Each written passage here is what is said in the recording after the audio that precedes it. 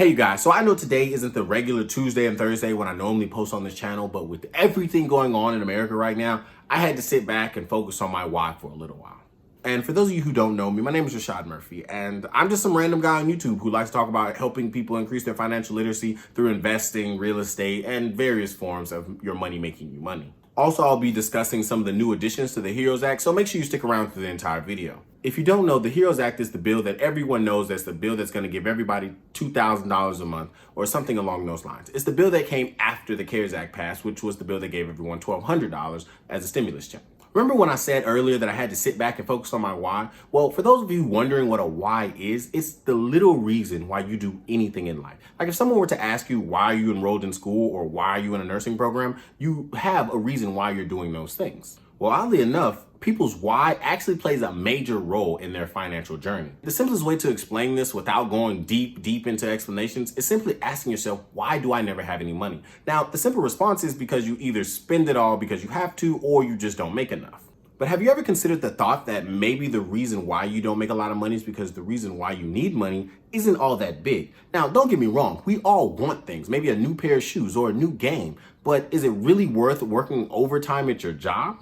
And for a lot of people, the question is just that simple. Do I really want to go to work a little extra so I can afford this or that? Generally speaking, when you're looking at things from the perspective of small individual items, of course going to work doesn't really seem very exciting. And when your why is something big, like you want to retire early or maybe you want to buy an island, then you really have to take into consideration what you need this money for and how you're going to get it. No matter the situation, your reason why often dictates how hard you're willing to work for any given task to make a certain amount of money. If you'd like to know more about this topic, there are a bunch of books out there. One of the ones that I would recommend is a book called Start With Why by Simon Sinek. And the reason that I had to sit back and focus on my why is because we have an economy that during a pandemic is helping the rich get richer and the poor get poor, where companies are getting $500 billion bailouts and regular people are only getting $1,200 checks to decide whether they're going to eat or pay bills. All being brought on by a global pandemic that's left 100,000 people in America dead and 36 million people unemployed, with 46% of all of those jobs being lost forever. In addition, so many people are making so much more money on unemployment that they don't even want to go back to work. And we'll talk more about how that can affect the economy in a later video. Paired with select companies making billions and billions of dollars in times like these, like Netflix, Google, and Amazon, because everyone who's making all this extra money in unemployment are binge watching their favorite TV shows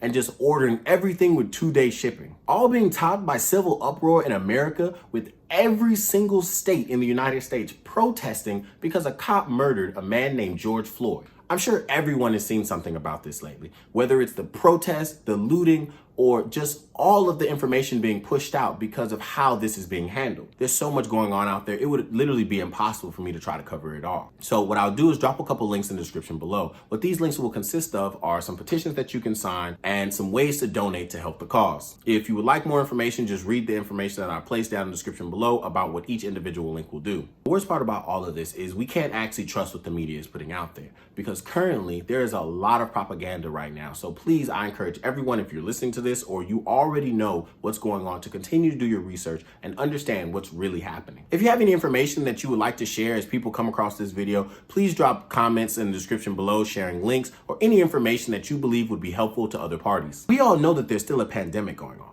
Not only that, voting is starting across America. And one of the things that you want to make sure that you're doing is paying attention to how these politicians are handling these situations. For the simple fact that with everything happening right now, you should want some form of representation that you actually chose. So there's been a trend of a lot of people not wanting to go back to work for the simple fact that they are making more money on unemployment than they have ever made going to an actual 9-to-5. So when the bill passed in the House saying that unemployment would last until January, well, now it's in the Senate and they're saying that it needs to go. And what they're trying to do is incentivize people to go back to work by adding $450 to their weekly pay, no matter what job that they get. This would be really unfair for the people who've still been working because they don't get anything. Like, they've been working this entire time making less money than those on unemployment, but they can't quit because they're essential. To combat this, they're fighting for the part of the bill that had pandemic premium pay for essential workers. What this essentially was a $10 pay raise to all essential workers. So no matter what you were making, you would start making $10 more. What they were also going to do was back pay everyone at this new pay rate starting in January up to $10,000. For those of you who are getting a little bit of that extra money and you're high speed and you're already started investing and you're looking to start investing with maybe Robinhood or Webull, Charles Schwab, Fidelity, and open a Roth IRA or any of those kind of things, we will be making videos about this later on.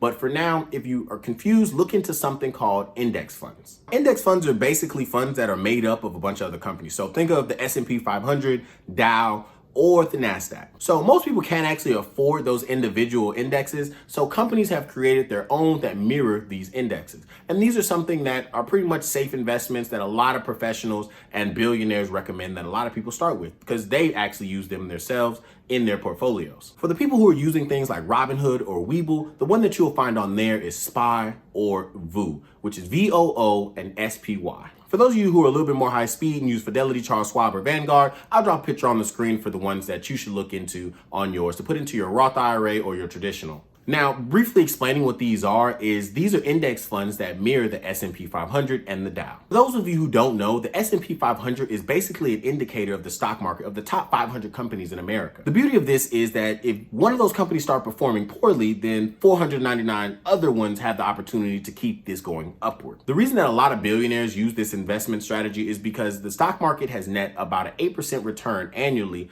over the history of, the stock market. So purchasing one of these index funds and actually just holding it would net you the same return. When it comes to times like these where there's a large influx of brand new investors who have no idea what they're doing, the safest route really is to just invest in a broad index fund. Please remember that unemployment won't last forever. So be weary of lifestyle inflation and always remember to try to live below your means. One of the things that I noticed that people aren't thinking about is when unemployment goes away and people have to go back to work, will there be enough jobs for everybody? In reality, now is the best time to live frugally and save a lot of money because there's a global pandemic going on. No one's going to fault you if you can't afford to go to the Gucci store. While you're living below your means and trying to save as much money as possible, also make sure you're paying down your debt. With everything going on right now, these are things that no one is talking about. Right now, banks, credit cards, and student loan payments have been halted. This is the only opportunity that a lot of us will have where we can actually pay our student loans or any of our debt and it will actually go towards principal. Think about your future because now you're young and you just got out of college. No one is expecting you to be driving a Lamborghini, flexing Rolexes everywhere.